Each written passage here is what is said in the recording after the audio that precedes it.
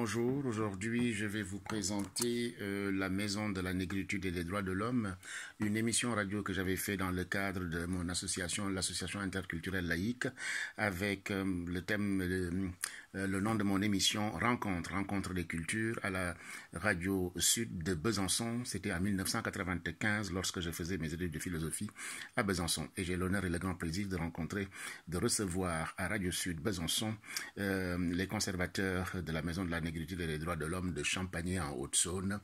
Cette Maison de la Négritude est le prototype même de la Maison des Esclaves de Gorée. Alors, ce sont des paysans du Haut-Doubs qui ont pensé tout simplement, à qui on avait dit que là-bas, au loin, parce que des gens étaient noirs, on les faisait travailler comme des bêtes de somme. Et le café, le sucre qu'ils mangeaient provenait effectivement de ces plantations. Et ces gens chrétiens, des paysans, ont dit, parce qu'ils sont noirs, on les traite comme ça. C'est contraire au christianisme, c'est contraire à notre foi. Donc, ils ont fait, comment on appelle ça? Ils ont écrit dans le cahier de doléances le vœu que l'esclavage cesse au nom de l'humanité, des droits de l'homme, de la dignité. C'était vraiment des précurseurs. C'est pourquoi je vais vous présenter effectivement Monsieur et Madame Olivier, d'excellents orateurs, des humanistes convaincus, des professeurs, des enseignants, mais vraiment des humanistes, des chrétiens, des hommes de foi, des hommes de bonté. Voilà, à vous.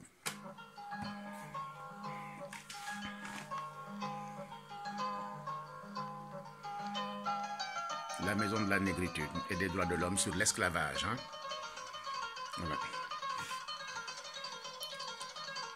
Les habitants et communautés de Champagné ne peuvent penser aux maux que souffrent les nègres dans les colonies sans avoir le cœur pénétré de la plus vive douleur en se représentant leurs semblables, unis encore à eux par le double lien de la religion, être traités plus durement que ne le sont les bêtes de somme.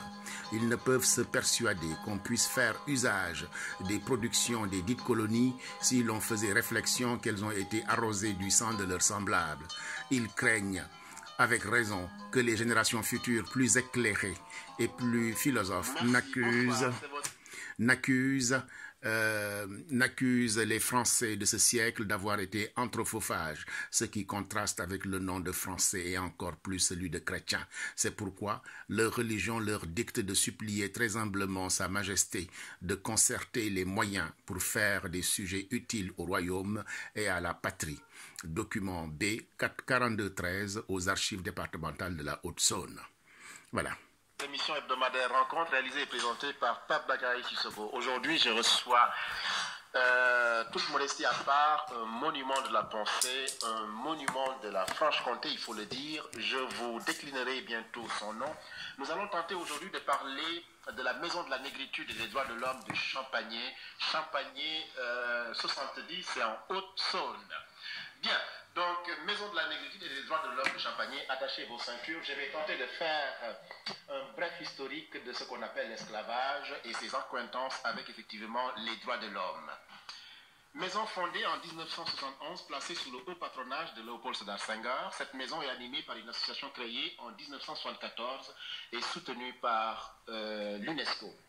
Il s'agit bien ici de la Maison de la Négritude et des Droits de l'Homme de Champagné. Faisons une brève présentation historique de la traite des Noirs. D'abord, les premiers contacts avec les Européens et la traite des Noirs du 15e au 19e siècle. Le prince Henri ordonna que ces caravelles allassent armées pour la paix et pour la guerre au pays de Guinée, où les gens sont extraordinairement et extrêmement noirs. Et voici ce que ces gens disèrent en plus. Nous cherchons des chrétiens et des épices. Il faut dire que la traite des Noirs n'a pas été une opération préméditée par les Européens au départ. Joseph Kizerbo disait que ceux qui partaient pour la sainte entreprise de la route des Indes et des épices savaient ce qu'ils allaient chercher, mais ignoraient ce qu'ils allaient trouver et comment ils allaient le trouver.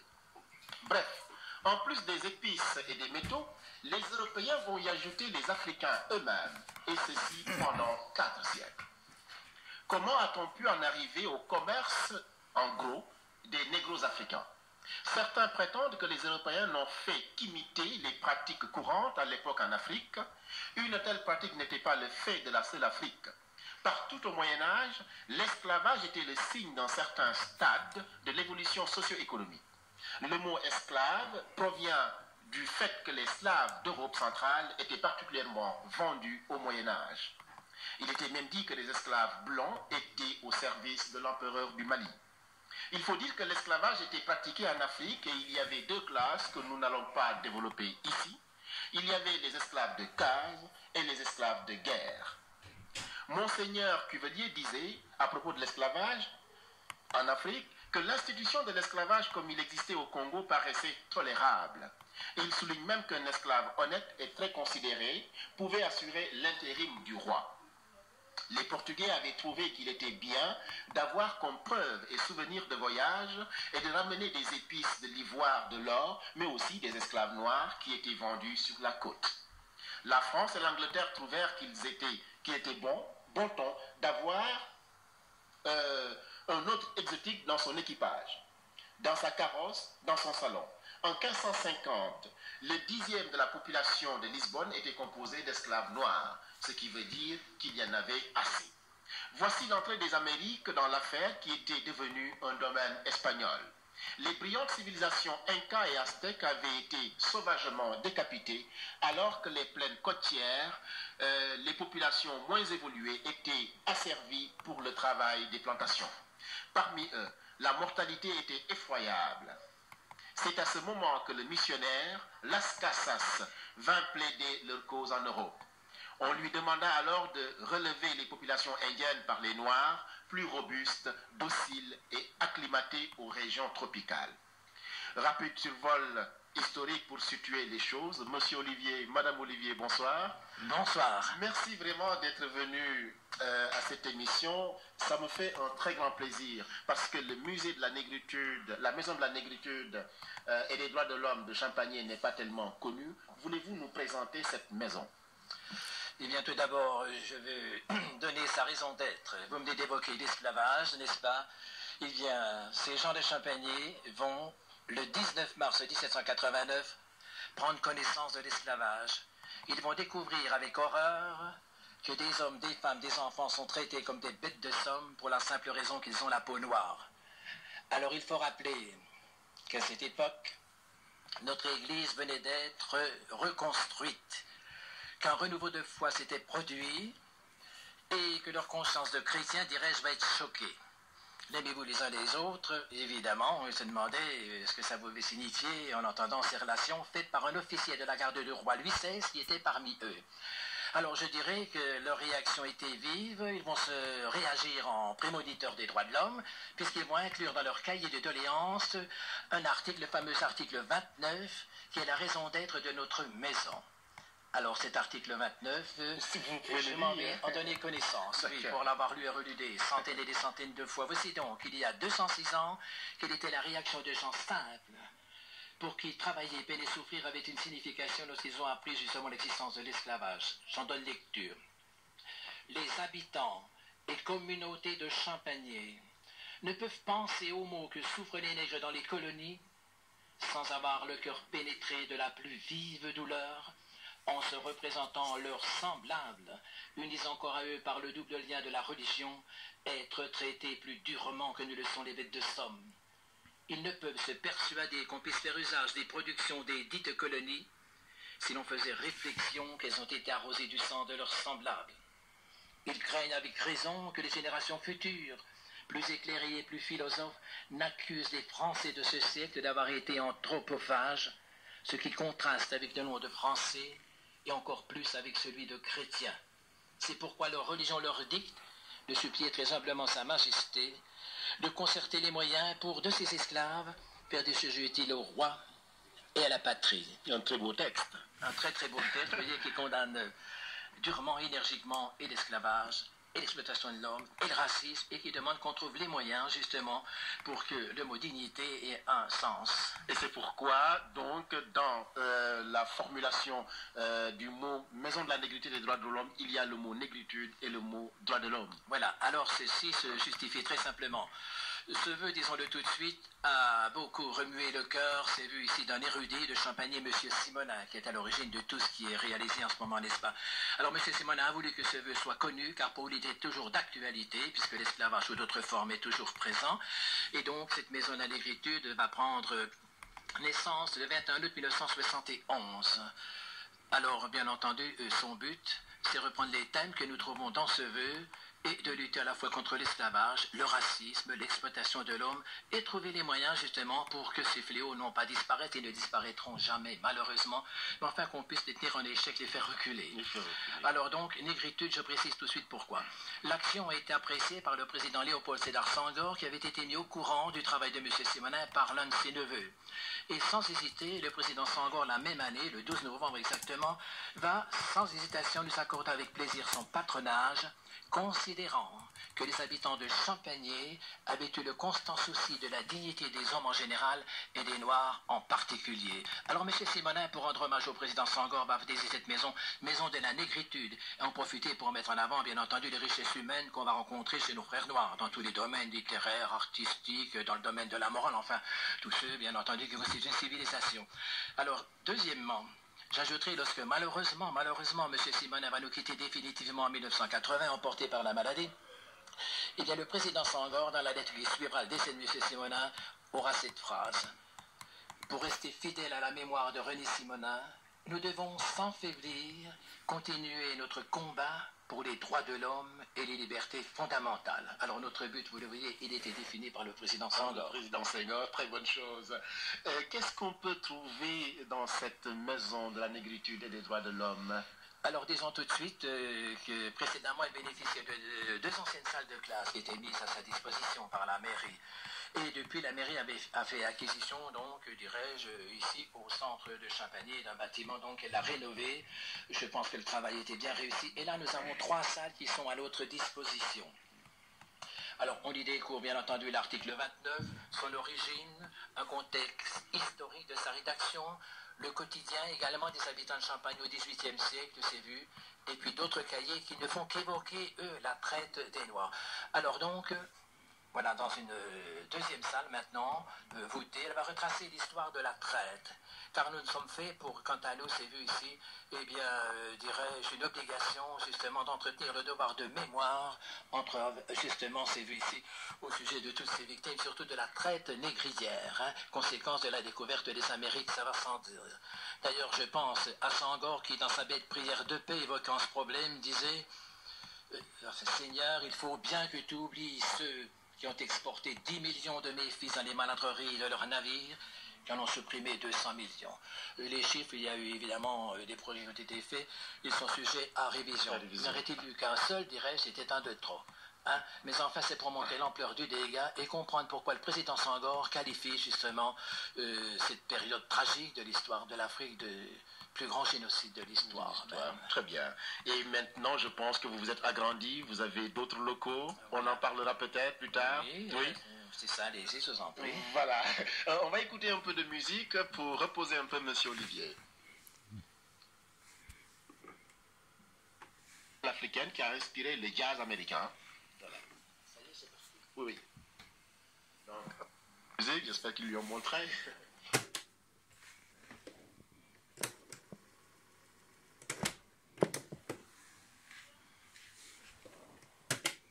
Oui, donc Monsieur Olivier vient de nous lire le très beau texte et, comment dire encore, l'intérêt qu'a porté le président, feu le président Léopold Sédar Senghor à cette maison de la négritude et des droits de l'homme.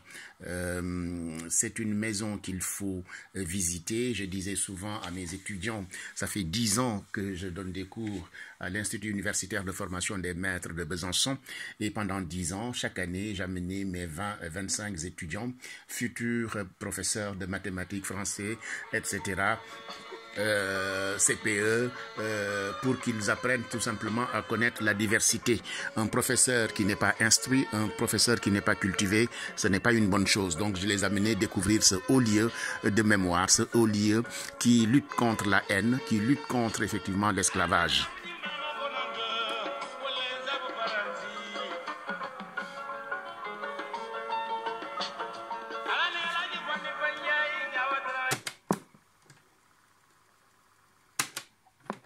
plus importante. C'est une jolie salle, vous voyez, qui retrace justement l'histoire de la traite. Et le long chemin, dirais-je, s'est vu vers son abolition le 27 avril 1848 par Victor Schœlcher, bien entendu. On évoque aussi le rôle des philosophes du siècle de la Lumière, bien entendu, et sont présents également, c'est vu ici, enfin, diverses photographies, divers textes concernant tous ceux qui ont œuvré justement contre l'esclavage, contre ce fléau de l'humanité. Et nous rendons un hommage particulier quand même à Toussaint Louverture, puisque comme chacun sait, il va trouver une fin tragique au château de Joux, en Franche-Comté. Alors dans cette même salle, il y a également, c'est très très important, 2 fosses qui évoquent, je dirais, les cales d'un navire négrier. Alors nous l'avons partagé en 2. Dans la première partie, il s'agit d'une reconstitution de la cale du voyage vers les Amériques, bien entendu, au départ d'un port africain, alors avec ses corps d'esclaves imbriqués les uns dans les autres, chargés de chaînes, bien sûr. Et dans la seconde partie, justement, on évoque le retour en Europe avec le chargement des produits des colonies, justement, pour bien faire sentir que ces hommes, on les sacrifiait pour le bien-être de l'Europe blanche. Voilà. Alors ces 2 cas, si vous voulez, sont le cœur du lieu à partir duquel, c'est vu visuellement, dirais-je, tout est dit, enfin, tout s'explique. Tout s'explique, oui. Et il y a aussi une 3e salle, je crois. Oui, alors cette 3e salle ici, je dirais, c'est la salle où la réflexion peut jouer tout son rôle.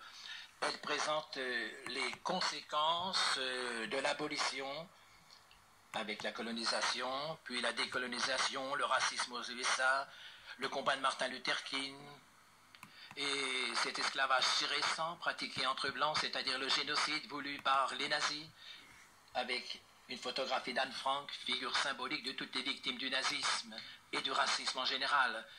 Également l'Afrique avec l'histoire de l'apartheid. On espère bien entendu que sa disparition est définitive. Également, le combat de Mandela, ça va sans dire. Et puis les problèmes actuels du tiers-monde, l'esclavage à l'aube du XXIe siècle, ses multiples visages, où sont victimes principalement à l'heure actuelle, comme chacun le sait, les enfants, les femmes plus particulièrement. Enfin, en tout, il y a 25 panneaux qui couvrent les murs afin que les visiteurs, c'est vu ici, puissent saisir l'essentiel de tous ces thèmes que nous avons évoqués. Également quelques vitrines ici et quelques autres supports qui présentent des objets africains dont la présence, dirais-je, n'a d'autre but que d'évoquer enfin la négritude que nous définissons comme étant l'ensemble des valeurs de civilisation du monde noir. Tout cela sans vouloir entrer dans aucune politique, dirais-je, intellectuelle, politique ou spirituelle, vous voyez. Bon, nous allons ici vers l'universel, c'est pourquoi Déclaration universelle des droits de l'homme, nous sommes très sensibles à ça. Je sais, je vais vous taquiner là-dessus d'ailleurs. Quels sont vos moyens et vos objectifs, parce que vous avez beaucoup de choses dans cette maison de la négritude? Oui, beaucoup de choses. Nos moyens, disons tout de suite, Champagne... On peut limiter quand même vos moyens, oui? Ils sont très limités, tant sur le plan humain que sur le plan financier, ça va sans dire. Alors malgré tout, quand même, nous faisons enfin tout ce qui est en notre possibilité, notre pouvoir, justement, pour diffuser donc ce fameux message de Champagné qui nous amène donc à participer à la défense des droits de l'homme. C'est la finalité de notre action. Ce qu'il faut, c'est qu'en quittant cette salle, on se dise, eh bien, effectivement, les droits de l'homme, c'est peut-être mieux que je ne pensais, ils méritent d'être défendus, il faut œuvrer pour leur avancer. C'est ça le grand message, tout en ayant accompli un devoir de mémoire envers toutes ces victimes, justement, et bien, de toutes les sortes d'esclavage. On va parler des droits de l'homme parce que moi, j'ai lu un journal, je pense qui est édité chez vous, qui s'intitule Dignité, et j'ai découvert ici Anne Frank. Voulez-vous nous parler de cette femme ? Anne Frank, de cette charmante jeune fille qui aimait passionnément la vie. Vous savez qu'elle a connu un sort des plus tragiques pour la bonne et simple raison qu'elles étaient juives. Traquée par les Allemands avec sa famille, elle a donc dû se réfugier à Amsterdam dans 2 pièces, c'est vu ici, tenue enfin secrète, et avec sa famille, une famille amie, donc pendant près de 2 années. Vous devinez quelle cohabitation quand même difficile cela représentait, et tous les jours elle va consigner ses sentiments, ce qu'elle ressent donc sur son fameux journal, qui connaît une célébrité mondiale comme chacun sait, mais surtout, dirais-je, le drame va arriver le vendredi 5 août, lorsqu'on va procéder à son arrestation et de tous ceux qui l'entourent. Quelques semaines après, elle va prendre la direction de Auschwitz. Là, son père va la quitter, c'est vu pour tout jamais. Et puis ensuite, arrachée, c'est vu, dirais-je, à l'amour, en compagnie de sa sœur, arrachée à l'amour de leur mère, elles vont rejoindre le camp de Bergen-Belsen, c'est vu ici, où quelques mois plus tard, elle n'avait pas encore 16 ans, c'est vu ici, elle mourra de faim, d'épuisement. Et on ne peut évidemment qu'être profondément ému en pensant Parce que le racisme peut engendrer de terribles. Elle disait ceci: je veux continuer à vivre même après ma mort. C'était dans une lettre du 4 avril 1944. Une femme brillante qui est aujourd'hui un modèle, je crois. Bien sûr. Oui. Très bien, donc c'était... Oui. Je suis très ému de voir justement que des pèlerinages justement s'étancent pour le 50e anniversaire de la libération des camps de la mort, des régions de concentration justement, et lieu. Et il y a eu un manifeste qui a été d'ailleurs ici rédigé le 27 janvier 1944, ici, là-bas à Auschwitz, et qui est extrêmement touchant, prenant et d'actualité. Bien sûr. Il y a eu un temps fort de la Maison de la Négritude et des droits de l'homme, c'est le bicentenaire du vœu de Champagny. Est-ce que vous pouvez nous en parler? Je peux vous en parler, oui. C'était évidemment un des moments ici privilégiés de notre action. Tout d'abord, je souligne que sur la France entière, Champagny a été retenu pour l'émission du timbre Fraternité, pour rendre hommage donc au fameux vœu de nos anciens, ce fameux article 29 qui figure dans notre cahier de doléances. Puis une messe télévisée a évidemment été célébrée à la mémoire des victimes de l'esclavage, du racisme, mais aussi dans le souvenir de monsieur René Simonin. Et puis... Oui. Je veux dire, demander à mon épouse de continuer, voilà. C'est vu ici, oui. Un petit peu l'univers action. Madame Olivier, à vous. Et alors nous continuons, nous enchaînons sur ce fameux bicentenaire qui oui. a été un temps fort pour Champagny. Nous avons eu en troisième lieu, après l'émission du timbre Fraternité, qui a bien sûr couvert toute la France et même un champ plus international, nous avons eu la messe télévisée retransmise par Antenne 2, mais en troisième lieu, une inauguration d'une stèle qui est couramment appelée stèle de l'abolition à Champagny et qui est érigée en hommage à nos ancêtres champagneraux qui ont rédigé et envoyé ce fameux article 29. Cette stèle a été inaugurée par M. Laurent Fabius à l'époque où il était président de l'Assemblée nationale. Oui. Si bien qu'en 2 jours, nous avons vu à Champagny 3 manifestations extraordinaires pour une ville aussi modeste.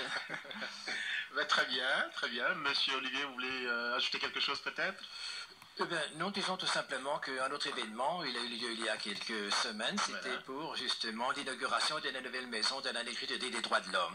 Alors là, disons, le personnage central a été la présence de M. Diaye, conservateur en chef de la maison des esclaves de Gorée, n'est-ce pas? Tout à fait. Alors ça, vous avez très bien fait d'introduire ce personnage. Quels sont vos rapports avec la maison des esclaves de l'île historique de Gorée et quels sont vos vrais rapports avec Joseph Ndiaye, grand conservateur que tout touriste qui va au Sénégal ne peut s'empêcher d'aller l'écouter, comme on écoute avec plaisir M. Olivier à Champagny. C'est beaucoup dire, n'est-ce pas? Oui. Disons tout de suite que Gorée, du temps de M. Simonin, donc nous avions des rapports épistolaires, c'est vu ici très très suivi et nous savons justement combien, enfin des liens étroits s'étaient tissés, vous voyez, à travers ces échanges. Et puis donc nous avons eu la bonne fortune ici de voir M. Diaye venir participer à cette inauguration de nos nouveaux locaux. Alors évidemment, M. Diaye est un personnage comme chacun sait, mais surtout, dirais-je, il symbolise bien sûr Gorée puisqu'il présente là-bas et dirais cette tragique période de l'humanité. Justement cette traite négrière. Il suffit de prendre, c'est vu, les quelques phrases qu'il a écrites ici et là, il m'en souvient. Lorsqu'on visite cette maison, il montre la porte par laquelle les esclaves allaient regagner au loin le bateau négrier. Il dit, oui, c'est la porte sans retour, comme on l'appelle. Voilà, de cette porte, pour un voyage sans retour, ils allaient, nos ancêtres martyrs, les yeux fixés sur l'infini de la souffrance. Et pour Champagny, il nous a accepté que nous mettions, nous, de cette cale, pour un voyage sans retour, ils allaient, nos ancêtres martyrs, les yeux fixés sur l'infini de la souffrance. C'est ça qu'il faut voir. 3 siècles et demi comme cela, des souffrances, c'est vu, horribles imposées à des innocents. Et je voudrais ajouter justement que la visite d'une maison ne doit engendrer ni haine, ni souffrance. Nous sommes là, c'est vu ici, pour rappeler ces faits terribles. Mais ces souffrances, pour nous, elles ont un caractère sacré. Elles doivent engendrer chez nous, justement, force, courage, détermination, pour que ces fléaux ne se reproduisent plus. Je crois qu'au moins leurs souffrances n'auront pas été vaines, loin de là. Tout à fait. Vous disiez dans dans une interview qu'on ne peut pas changer le système. Changer le système ne change rien à la chose, il faut changer le cœur. C'est le cœur qu'il faut attaquer pour le changer. Oui, alors ça, c'est une phrase que j'emprunte à M. Simonin. M. Simonin, très sensible aux souffrances humaines, rendait hommage justement aux mineurs, parce que nous sommes dans une région minière, vous voyez, qui ont laissé leur vie au cours de leur travail. Il y a cette phrase qui nous a toujours beaucoup touché, qui traduit sa philosophie, justement, son élévation de pensée. Il est à la fois poète, humaniste et philosophe, je crois. Absolument. Oui, sage. Voilà, écrivain, poète, c'est ça. Il disait, changer le système ne change à rien. Oui. C'est le cœur de l'homme qu'il faut changer. Sinon, aux tyrans d'hier succéderont les tyrans de demain. Voilà quelle était sa devise. Il ajoutait aussi, justement, dans son livre, c'est sur le sol d'hier qu'on construit le demain. Vous voyez, la présence de la mémoire, il y tenait à ce qu'on l'entretienne. Également, il dénonce le ver du cœur humain, le mépris du pauvre. Et disant ça, il pense au rapport Nord-Sud. Alors, c'est pour vous dire justement que l'humanisme emplissait la pensée de M. Simonin. Tout à fait. Voilà. Tout à fait. Quoi dire encore, vous avez été avec Joseph Ndiaye, je crois, au musée de Joux, c'est comme ça qu'on dit, non? Oui. Au château de Joux, voilà, et là où est passé, je pense, Toussaint Louverture. Voulez-vous nous parler de cette séquence? Voilà. Monsieur Ndiaye tenait particulièrement à visiter ce château de Joux où est mort Toussaint Louverture. Nous sommes arrivés au château de Joux un jour de neige. La neige recouvrait tout et nous avons pénétré dans ce château et abordé la cellule de Toussaint Louverture qui était d'autant plus glaciale et nous avons d'autant mieux compris les souffrances qu'a dû éprouver cet homme venant du pays du soleil et qui est mort dans cette cellule sombre et froide. Monsieur Ndiaye était très ému devant cette place, devant la cheminée où était mort Toussaint Louverture. Et je crois que des sanglots lui sont montés à la gorge au moment où on l'évoquait. Il a été, bon, bien entendu, nous visitions avec lui et sous la direction de M. Lamballo, qui est le conservateur du château de Joux, qui est un spécialiste de Toussaint Louverture et qui nous a fait faire une visite remarquable du point de vue historique en nous donnant tous les détails qui ont extrêmement touché M. Joseph Ndiaye. Je pense que ce sera pour lui inoubliable comme visite, comme ce serait pour nous inoubliable une visite à la Maison des Esclaves de Gorée, très certainement, sous la direction de M. Ndiaye. Les gens de PEM ont profité aussi de sa venue pour l'inviter, je crois. C'est grâce à vous que les gens de PEM l'ont eu, je crois. Oui, c'est exact. Et M. Ndiaye était très très heureux de s'adresser à un auditoire, c'est vu d'école d'hier. De jeunes étudiants. Il a su leur parler avec son cœur, et avec la conviction et avec son timbre. Vous le savez, cette fois bien timbré, qui en impose. Donc, on a senti que ce qu'il avait fait avait été extrêmement bénéfique et avait touché son auditoire. Tout à fait, très bien. On va écouter encore un peu de musique. Enlève ma bébé, à moi qui me l'offre.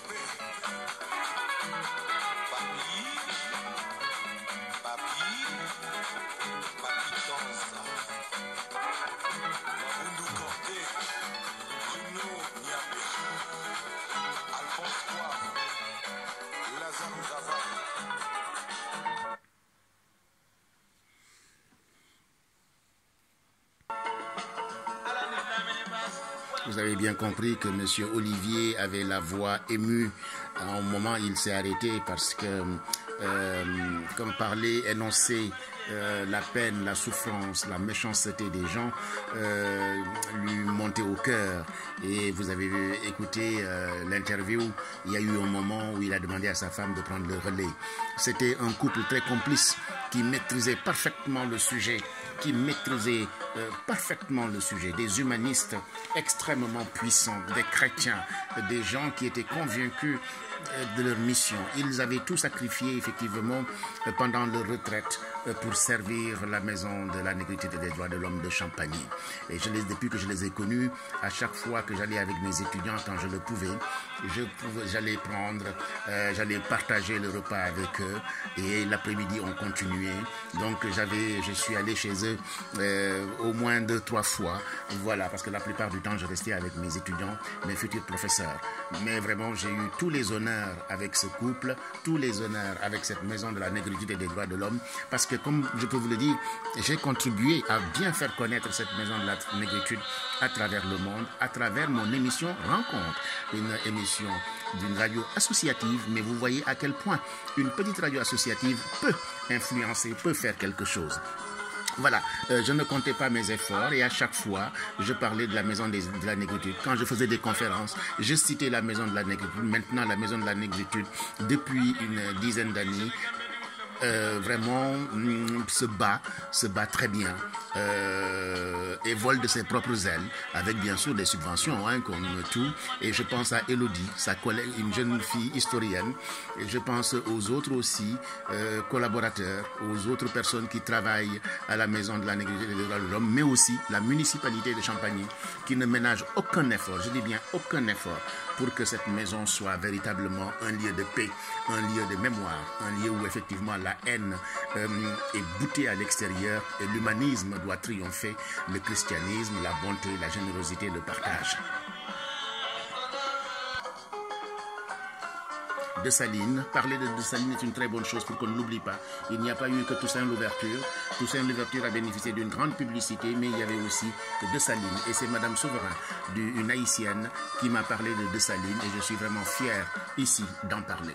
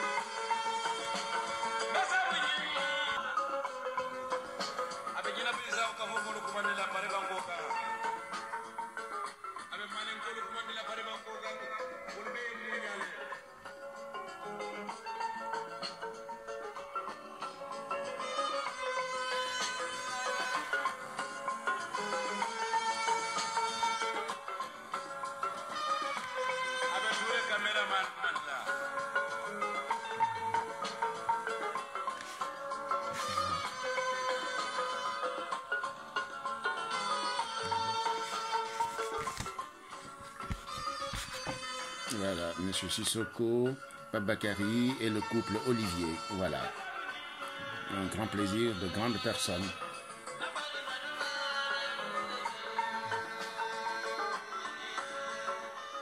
Merci. Je rappelle à mes auditrices et auditeurs que je reçois monsieur et madame Olivier de la Maison de la Négritude et des Droits de l'Homme de Champagny en Haute-Saône pour nous parler de cette brillante maison qui, pour ma part, me surprend parce que tout simplement Champagny c'est un coin perdu, c'est pas méchant, mais ça veut dire tout simplement que moi je m'étonnais de voir une si brillante maison, c'est une maison si noble, une maison qui effectivement reflète ce que la vie devrait être, l'humanisme, la solidarité, le respect des différences, etc., dans un petit bled perdu. Mais des gens comme Madame Olivier, comme Monsieur Olivier, je pense, donnent du sens à cette maison. Est-ce qu'on peut maintenant parler du président Poyette Senghor? Vous savez très bien qu'il est très attaché à la négritude, qu'il est très attaché aux droits de l'homme. Est-ce que vous pensez qu'il viendra un jour vous visiter à Champagny? Eh bien, disons tout de suite qu'il s'intéresse toujours à ce que nous faisons à Champagny et que sur le plan épistolaire, un échange, enfin, disons, assez rare, mais enfin, fructueux et dense a lieu. Oui, mais régulier, c'est ça. Maintenant, disons tout de suite que à l'heure actuelle, je crois que sa santé lui cause quand même quelques soucis.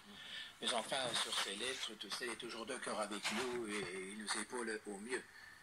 Et disons tout de suite que nous devons le remercier encore, justement, pour le patronat qu'il a bien voulu nous accorder.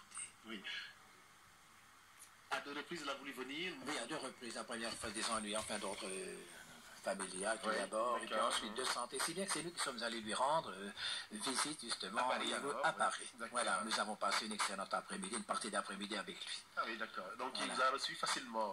Oui, bien entendu, très chaleureusement. Très chaleureux. Alors, vous avez souvent des contacts, est-ce que des élèves, des étudiants, des gens de l'étranger qui viennent de loin, viennent vous voir à Champagny? Disons que jusqu'alors, bon, du fait de l'état des locaux, nous n'osions pas trop nous avancer, puisque les étudiants étaient en place, enfin bref. À l'heure actuelle, donc, nous allons effectivement, je pense, essayer d'avoir une publicité, c'est vu ici, plus ferme, plus nette. Et je ne doute pas s'intéressera, évidemment, tous ceux qui s'intéressent, enfin, intéressent à la condition humaine, qui s'intéressent à l'avancée des droits de l'homme, voyez-vous, enfin, disons aux humanistes, et puis... J'aimerais aussi à ceux qui le sont moins, enfin qu'ils le deviennent davantage, hein, c'est un petit peu cela. Quant aux scolaires, oui, disons que depuis son éducation, il y a quelques semaines, j'en ai reçu quand même pas mal. Hein, oui, et maintenant, la maison est faite de sorte que les gens peuvent s'auto-guider. Voilà, nous avons effectivement ici 25 tableaux répartis donc ici dans ces 3 salles et une lecture convenable de ces tableaux donne une idée, c'est vu ici, sérieuse, enfin du côté de cette maison, du message qu'elle veut délivrer. Hein? Mais de temps en temps, il ne manque pas que M. Olivier prenne son bâton de pèlerin pour guider. Oui, avec beaucoup de modestie. Hein? Ça, disons que les sujets sont tellement graves, sérieux, vous le devinez, on essaie quand même de sensibiliser, bien entendu, ici... toutes ces personnes, tous ces visiteurs, c'est vu par le passé tragique qui est quand même celui de l'humanité. Et ce qui est intéressant, c'est que vous avez un don de pédagogue. Vous savez vous adresser à ces enfants parce qu'une fois je vous ai écouté et vous disiez aux enfants, si on vous demandait de changer quelque chose, qu'est-ce que vous pouvez faire? Vous ne pouvez pas faire grand-chose, mais le peu de choses que vous savez faire, c'est un peu moins d'injustice, etc., etc. Oui, et ça s'adresse également aux adultes, dirais aux petits comme aux grands. En effet, c'est une phrase que j'ai lue quelque part et qui résume assez bien, enfin, ce que je cherchais. On nous dit tout simplement que l'avancée des droits de l'homme ne nous demande pas de faire des choses extraordinaires, mais d'en être à notre manière un modeste témoin, conscient de ce qu'il représente. Je veux dire par là qu'on parle des droits de l'homme et que derrière le mot droit, il y a le mot devoir. Droit de l'homme, c'est une face, c'est une médaille à double face, hein. Droit d'un côté, devoir de l'autre.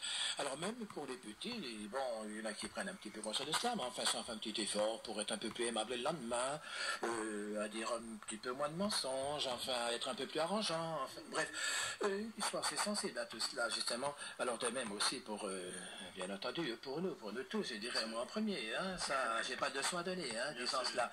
Mais enfin, effectivement, ce point de vue des droits de l'homme, d'ailleurs, il est bien dit, je m'en souviens, je prends toujours plaisir à relire ces déclarations des droits de l'homme, et lorsque je vois dans son préambule la considération qui nous dit, enfin je la connais par cœur, mais que la méconnaissance et le mépris des droits de l'homme ont conduit à des actes de barbarie qui révoltent la conscience de l'humanité. On conduit, on mis ça au passé. On pourrait dire qu'on conduise toujours. Il suffit de voir ce qui se passe à nos portes, par exemple en Yougoslavie. Tout à fait. Et puis aussi quand même l'espoir. Je vois les droits de l'homme, ils visent justement l'avènement d'un monde où tous les êtres humains seront libres de parler et de croire. Mais c'est formidable. Hein? Et puis, même on me parlait des écoliers tout à l'heure, mais quand je vois qu'il dit justement, pour qu'on arrive à ces fins, il serait bon que dans les établissements scolaires, on développe, c'est vu ici, on favorise les idéaux de compréhension, de tolérance, de justice, c'est vu ici, et d'amitié entre tous les peuples, toutes les nations et tous les différents groupes religieux. Donc, nous aurons toujours affaire, vous voyez, à des différences. Alors, confrontation, mais confrontation, c'est vu dans la dignité. Voilà, enfin nous œuvrons, si je veux dire, moi, pour une civilisation digne de ce nom. Et pour nous, le mot civilisation, c'est très simple, c'est lorsque le droit l'emporte sur la violence, mais un droit fondé sur une justice véritable. Et tout cela n'est pas facile. N'est pas facile. Voilà, les mots, ça va, mais la réalité, c'est autre chose. Hein. Donc un gros travail à faire. Bien sûr. Parmi les visiteurs, je sais qu'il y a des gens qui sont passés vous voir à Champagny et qui ont pris école de ce qui s'est passé, de ce que vous avez réalisé à Champagny. Je pense aux Antillais. Oui. Thérèse. Oui, évidemment, mais je voudrais quand même parler des visiteurs qui sont passés à la Maison de la Négritude, dans notre ancienne Maison de la Négritude, toute modeste qu'elle soit. Nous avons reçu, par exemple, entre autres, oui, M. Michel Rocard. Nous avons reçu Mme Danielle Mitterrand en 1989, le comte de Clermont, fils du comte de Paris. Nous avons reçu aussi Jean-Noël Jeannet, ministre du Commerce extérieur en 1992. Oui, tout au début de la création de la Maison de la Négritude, nous avions reçu monsieur Marcel Jeannet, qui, lui, le premier, a employé ce terme pour qualifier les habitants de Champagné. Ce sont des prémoniteurs des droits de l'homme, et ça nous a beaucoup touchés. Pour des personnalités religieuses de Franche-Comté, d'Afrique, oui, un évêque d'Afrique du Sud, un évêque du Mali, bien sûr les personnalités religieuses du diocèse, en particulier pour l'inauguration, Monseigneur Dalloz était présent. Nous avons souvent reçu des représentants de l'UNESCO également. Et nous avons été très touchés d'avoir, puisque monsieur nous parle des amis antillais, nous avons été très touchés de recevoir un jour d'hiver la visite d'un Antillais, d'un Guadeloupéen, qui avait créé en Guadeloupe un comité 94 pour célébrer le centenaire de la première abolition de l'esclavage. Il est arrivé à Champagné et a été ému de voir cette réalisation de la Maison de la Négritude, ce qui l'a inspiré. Et quelques mois plus tard, nous partions en Guadeloupe pour l'inauguration d'une maison de l'esclavage et des droits de l'homme à Lamentin, en Guadeloupe, maison qui s'est instaurée à l'initiative de cet homme qui était président du comité 94 et qui s'appelait Claude Beaucivoire. Nous l'avons donc rencontré là-bas et nous avons, avec beaucoup de plaisir, et c'était un honneur pour nous, nous avons participé à l'inauguration de cette maison. Et vous êtes content de la réalisation, de l'architecture, de ce qu'il y a dedans De la maison de Lamentin? Oui, ça n'était qu'un début, bien entendu, mais je pense que c'est un effort de la part de la municipalité de Lamentin qui a accepté de fournir un local qui se situe d'une manière symbolique dans un ancien champ de canne à sucre et qui est une ancienne distillerie. Donc c'est tout à fait symbolique. Oui, symbolique. Hein. Bien sûr. Ça fait plaisir effectivement de voir que Champagné est pris comme modèle dans c'est un petit village, qu'est-ce qu'on peut dire? Lamentin. Non, Champagné. Ah, Champagné. Champagné, 3000 habitants. C'est un chef-lieu de canton qui a très peu, qui n'a pas d'industrie, qui a eu des industries mais qui n'a plus rien maintenant. Et on peut louer l'effort de la municipalité qui a accepté de rénover ses locaux afin d'y loger la Maison de la Négritude. Ça a été pour la municipalité un gros effort financier, mais je pense qu'elle est convaincue à ces idées que nous exprimons dans cette maison et nous lui vouons une certaine gratitude. Pour localiser Champagné, oui. Champagné se situe entre Belfort, qui est connu, et Ronchamp. Ronchamp étant cette petite ville de renommée mondiale grâce à la chapelle construite par l'architecte Le Corbusier et qui amène chaque année des visiteurs par dizaines de milliers bien sûr, mais qui viennent à peu près de partout. Je crois que jusqu'à maintenant, toutes les nations sont passées à Ronchamp, dans cette chapelle Le Corbusier, sauf une, dit le chapelain, l'Albanie. C'est fait maintenant? Ah, c'est fait maintenant. C'est fait, d'accord. Et puis, comment faire pour... est-ce que l'entrée à la Maison de la Négritude est payante? Est-ce que vous recevez des centres aérés, etc.? Vous savez, dans les centres aérés, il y a quelquefois des thèmes sur la tolérance, etc. Oui. Pour l'instant, non. Disons que les visites sont gratuites. C'est une période de rodage, si vous voulez, en ce moment. Donc, on attend que les élections municipales soient terminées. Et à ce moment-là, que la municipalité s'est vue, une mise au point sera à faire. Et je pense quand même que peut-être on demandera une participation volontaire ou non, enfin, ici aux visiteurs. Voilà, de toute façon, dirons, le côté commercial ne nous intéresse pas spécialement. Nous, c'est le domaine de l'idée des droits de l'homme et puis c'est devoir du souvenir justement vers tous ceux qui ont subi tant d'injustices. Les 3000 habitants de Champagné, est-ce qu'ils comprennent véritablement la philosophie sous-jacente de la maison de la négritude. Je ne voudrais pas me permettre de juger ici, enfin, mes compatriotes champagnons. Disons tout simplement qu'ils ont toujours accueilli avec beaucoup de cœur ces étrangers qui sont venus à Champagny. Maintenant, je dois dire aussi que ces problèmes que nous évoquons par les temps qui courent, vous devinez, les difficultés de chacun, ils ne sont peut-être pas des préoccupations majeures de la totalité de tous, mais disons que grand nombre, bon nombre, oui, sont très favorables, nous aident, et que les choses quand même progressent. Oui, Champagny, donc, je dirais, de braves gens, c'est vu ici, qui savent ce que signifie, je veux dire, leur travailler, payer, souffrir, conditions modestes chez les habitants. Hein. D'ailleurs, chaque fois que nous recevons des amis africains, en certain nombre, comme des chorales, comme des groupes de musique, eh bien, ces chorales sont en général accueillies chez l'habitant et des liens d'amitié s'établissent entre ces Africains et les habitants de Champagny qui durent quelquefois des années. Les premiers que nous avons reçus, c'était en 1983, c'était la communauté antillaise de l'hôpital Laïnec de Paris. Eh bien, les habitants de Champagny en gardent un souvenir ému et gardent aussi des relations épistolaires ou même se sont déjà rencontrés soit à Champagny, soit à Paris avec leurs hôtes d'une nuit. Récemment, oui, en 89 évidemment, ça s'est renouvelé avec de nouveau une très belle chorale pour la messe télévisée et pour toute la journée.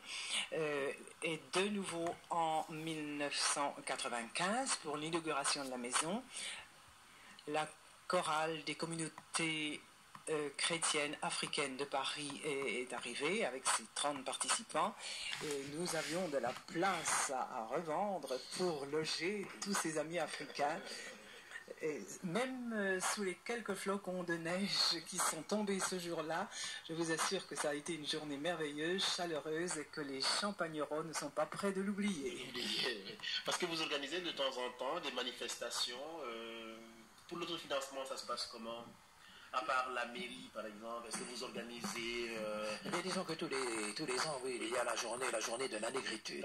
Alors là, on s'arrange pour avoir quelques personnalités. Nous avons projeté film. Et puis nous avons aussi, en général, un sujet qui est à l'ordre du jour. C'est assez qui a été abordé ces dernières années. Voyez-vous, les thèmes sur l'Afghanistan, le Cambodge, le Chili, la déportation, le génocide des Indiens d'Amérique. Enfin, l'année dernière, c'était Haïti. Alors, on choisit un thème comme cela. Et la journée, donc, ici, c'est très enrichissante. D'accord. Et puis, qu'est-ce qu'on peut ajouter d'autre, Madame Olivier? Il nous reste 10 minutes. Un peu de musique peut-être, et on trouvera la suite des questions. Hein? Un peu de musique, voilà.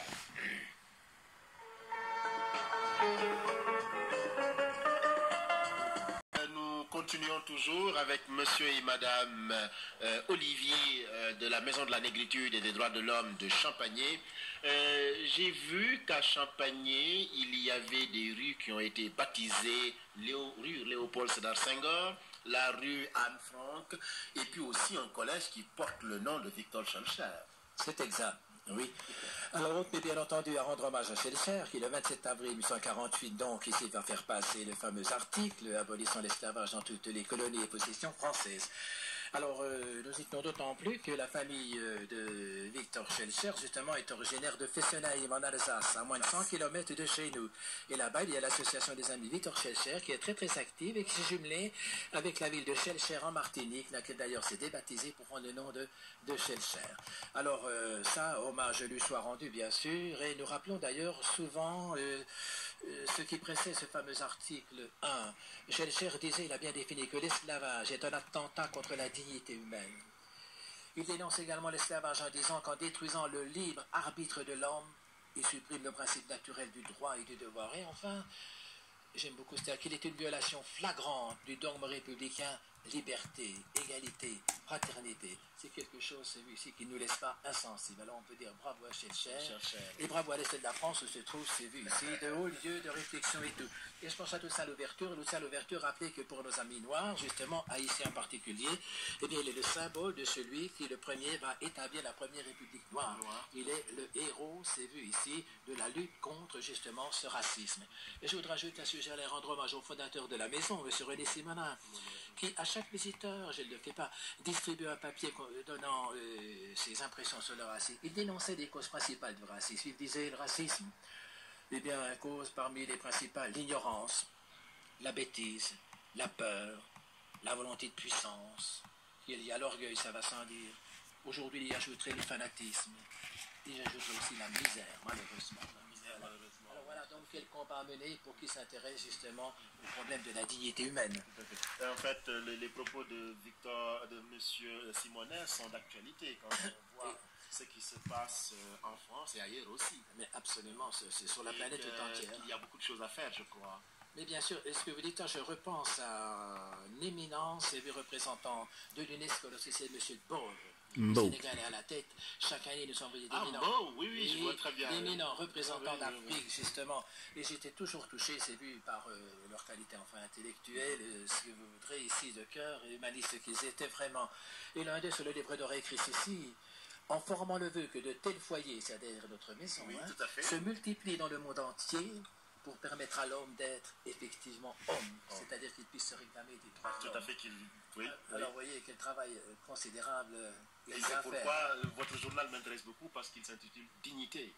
Et c'est le maître mot, justement, c'est vu, autour duquel on essaie de travailler tout ceci, je dis bien, sans prétention, en ayant conscience de toutes les difficultés. Nous ne sommes pas des rêveurs, nous sommes des réalistes, mais enfin, il faut quand même bien que nous ayons un idéal. Tout à fait. Cet idéal, c'est celui des droits de l'homme. Des droits de l'homme. Ben, merci beaucoup. Je vais donner tout simplement les contacts.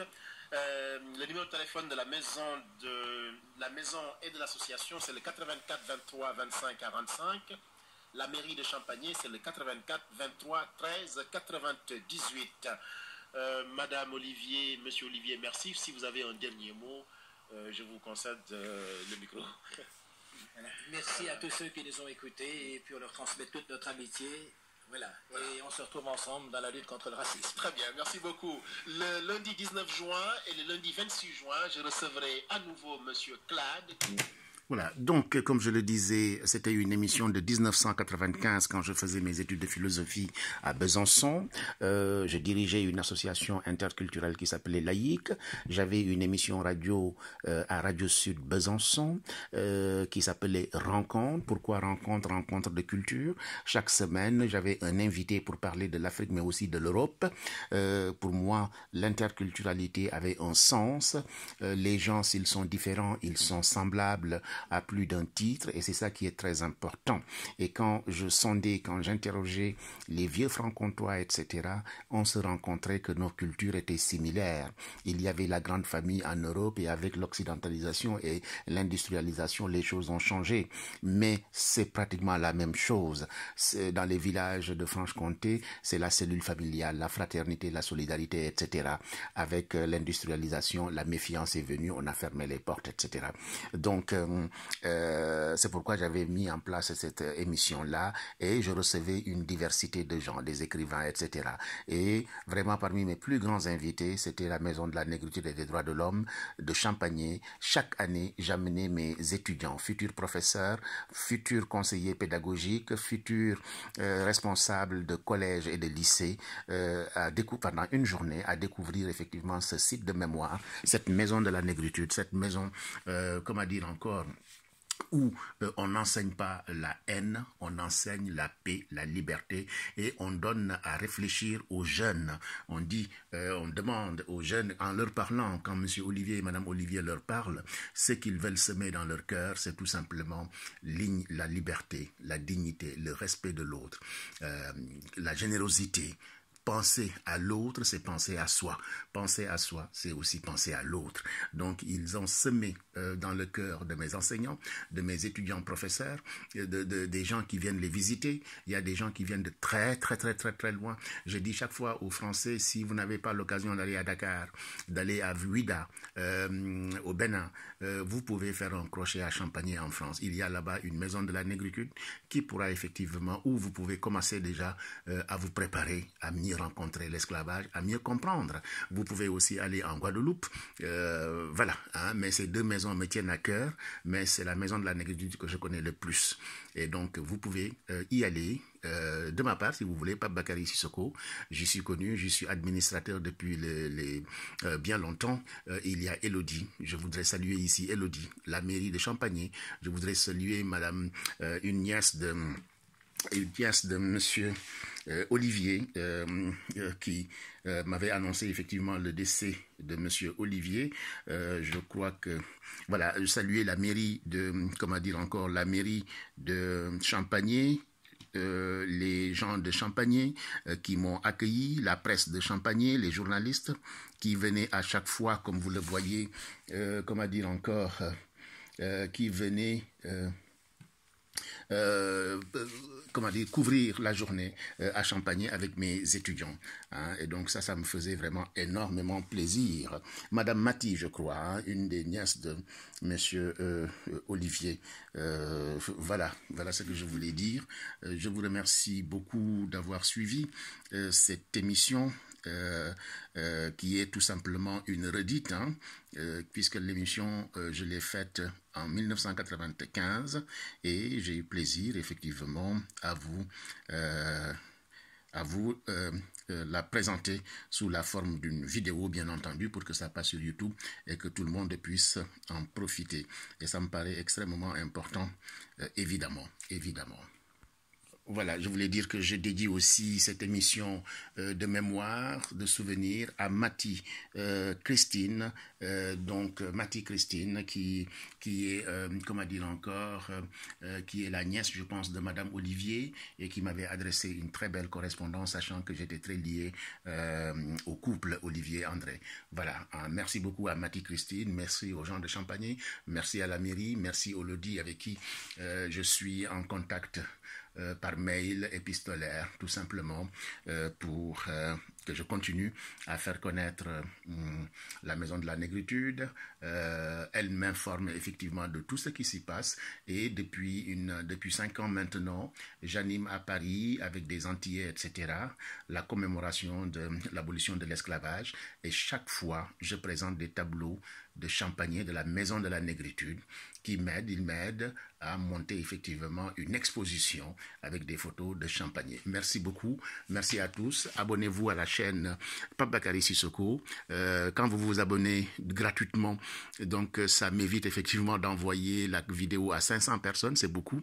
Non seulement je prends du temps pour faire mes vidéos, vous, si vous vous abonnez, il suffit juste de cliquer sur abonner ou sur la cloche et c'est fait. Automatiquement, vous avez mes vidéos. J'en ai 47, 48 sur différents sujets, la philosophie, le développement personnel, l'éducation traditionnelle, la charte du Mandé, différents sujets hein, sur la vie, etc., le voisinage, le compagnonnage, la générosité, la famille traditionnelle, l'éducation en France, en Afrique, etc., l'éducation traditionnelle. Donc tous ces sujets sont dans ma chaîne YouTube. Quand vous cherchez, vous trouverez sur l'éducation des enfants, la relation parents-enfants. Voilà. Hein. Donc je vous remercie beaucoup de m'avoir suivi. Je vous remercie de vous abonner et de partager effectivement ces modestes contributions que je fais. Je fais que des contributions. C'est à vous de voir si ça vous convient ou pas. Mais moi, j'essaye tout simplement d'être un citoyen actif qui partage son expérience, qui partage son savoir. Voilà. Mais je n'ai pas la science infuse. À très bientôt, chers amis. Merci beaucoup. Au revoir.